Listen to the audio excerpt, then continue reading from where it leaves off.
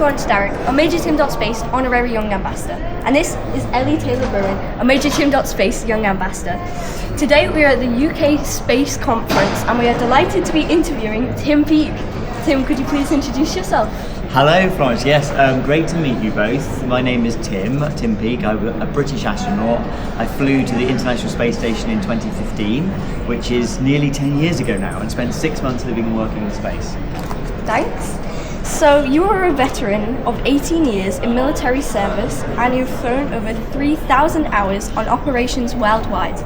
Could you tell us about the positions you held during this time and whether you think your experience helped build the skills and aptitude required to be an astronaut? Absolutely. So I started off actually doing an attachment with the infantry, where I was in charge of about 30 soldiers in Northern Ireland, which gave me great leadership experience. And then I went into my flying career, where as soon as I started flying, I realised I wanted to be an instructor to teach other people how to fly, and then I wanted to become a test pilot. So I kind of went through those transitions. That taught me so much about how to be an astronaut, because astronauts, we're kind of like test pilots in space. Everything we're doing is cutting edge technology or science. So all the skills you learn in the army about teamwork and leadership, communication, is exactly what you need for being in space.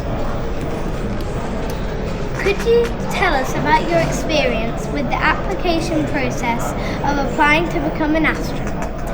Yes, the application process hasn't changed much over the years actually. It's about a year long, and they're looking at you as a person, what kind of character you are, will you work well with other people, do you handle stress and pressure okay, and they have some really fun tests. There's like a traffic problem where you have to manage traffic across a busy city, working in teams and seeing how stressed you get doing that kind of thing.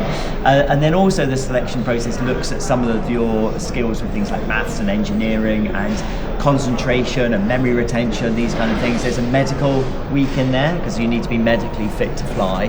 And then after a year, you get to have the interviews, which are the final, are you going to make it or not interviews. Did anything surprise you in regards to training to become an astronaut, the launch and landing experience, or during your time on the International Space Station? I think loads of things surprised me. Actually, I mean, it's an amazing experience. The training I enjoyed so much because you're learning all the time, new things, and stuff like having a lesson one day on stripping down a computer and rebuilding it. And I've never had the opportunity to really do that before, or learning about solar physics, how does the sun work? But every day is different, learning a different language. So all of that's brilliant. And then in space, I think you're just surprised by how awesome it is. I mean, it's just an amazing experience, beautiful view of planet Earth. Yeah. What does the future hold for you? I've read that since you retired from your role as an active European Space Agency astronaut, you have stepped out of retirement to lead the UK's first independent astronaut mission.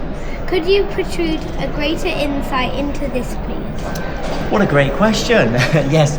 So although I left the European Space Agency, what that's allowed me to do is work with other commercial companies who are getting involved in space. And MajorTim.space is one of those companies, and they've already flown 4 private missions. In fact, the last one landed on Tuesday.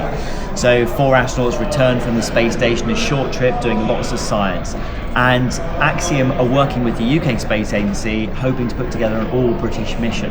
Now, we haven't assigned the crew yet because that has to go through a process where NASA also has to be involved. But I'm very much working with them and would love to be part of that crew. Yeah. What advice would you give to people wishing to pursue a career as an astronaut? Best advice is really think long and hard about what you want to do before you become an astronaut, because nobody leaves school and joins as an astronaut. You can join the space sector, absolutely, and if you're passionate about something, if you love what you're doing, work really hard at it and be as good as you can be. But whether that's as a school teacher, as a scientist, as an engineer, as a medical doctor, computer programmer, all these kind of careers, they all have something to contribute. So pick what you want to do before you become an astronaut and be as good as you can be at it. That was our last question. Thank you so much for sitting down. Thank you very much. That was brilliant questions, and thank you for the interview.